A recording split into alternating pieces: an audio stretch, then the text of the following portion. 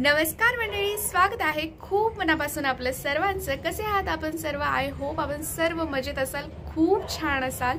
तर आजचा व्हिडिओ होणार आहे कुकिंगचा आणि आज बनवणार आहे मोमोज। एकदम हेल्दी मोमोज होणार आहे हे, त्यात थोडाही मैदा वापरलेला नाहीये मी। I am so excited about this video. तर बघूयात आपण कसे बनतायत ते। व्हिडिओ शेवटपर्यंत बघत राहा, तुम्हाला बघायचं असेल ते कसे बनतायत ते। व्हिडिओ आवडल्यास लाईक नक्की करा, सबस्क्राइब करायला विसरू नका चॅनेलला। तर चला सुरुवात करूया व्हिडिओला।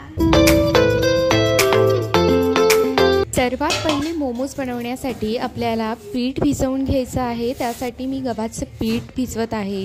गव्हाच्या पिठात थोडंसं तेल आणि मीठ घालून छान मळून घेतला आहे। पिठाला इथे मी 10-15 मिनिटं रेस्ट देत आहे। आता इथे मोमोजच्या स्टफिंगसाठी काही भाज्या चॉपिंग करून घेत आहे मी। कांदा, शिमला मिरची, गाजर आणि कोबी। तुम्ही कांदा स्किपही करू शकताय, पण छान लागतो टाकला तर। मी घेतला आहे इथे। तर ही भाजी आहे ना थोडीशी शिजवून घ्यायची आहे, जेणेकरून ती मोमोजमध्ये जास्त कच्ची लागणार नाही आपल्याला। तेलामध्ये मी इथे लसूण, अद्रक, हिरवी मिरची घातलेला आहे। त्याचं मेन इन्ग्रेडियंट आलं आणि लसूण आहे।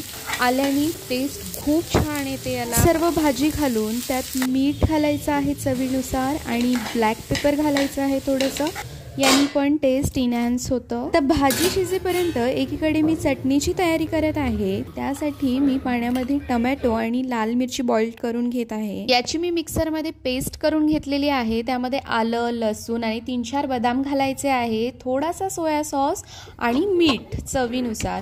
तर इथे आपली पेस्ट रेडी आहे, म्हणजे चटणी रेडी आहे मोमोजची। तर चला आता मोमोज करायला लागूया। तर इथे जी स्टफिंग रेडी केलेली होती आपण कोबीची, ती यात भरायची आहे आणि छान याला आकार द्यायचा आहे। तुमच्या आवडीनिवडीनुसार तुम्ही देऊ शकता।